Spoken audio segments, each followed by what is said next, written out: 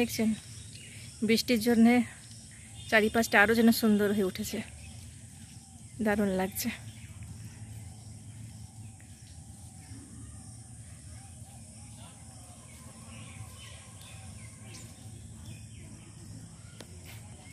বন্ধুরা, এটা হচ্ছে কুপাই নদী, যেটা কঙ্কালীতলার পেছন দিকে আছে। তো চলুন দেখি।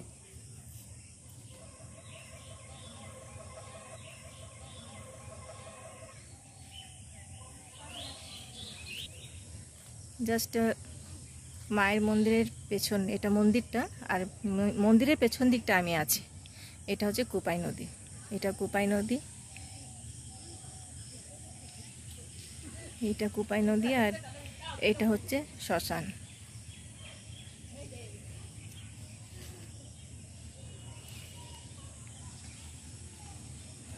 আর এই যে জায়গাগুলো তৈরি করা আছে, এইগুলোর মধ্যেই ঠাকুরমশাইরা এসে আরতি করবেন 6টার সময়। প্রত্যেক দিনই হয়। আমাদেরও ইচ্ছে ছিল দেখার, কিন্তু অনেকটা দেরি হবে আর আমাদের ফিরতে হবে।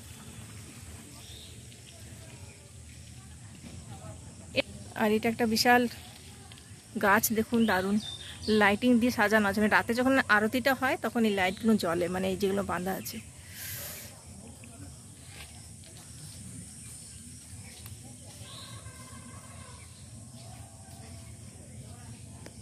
কুপাই নদী, কুপাই নদী আমরা দেখতে চলে এসেছি এখানে।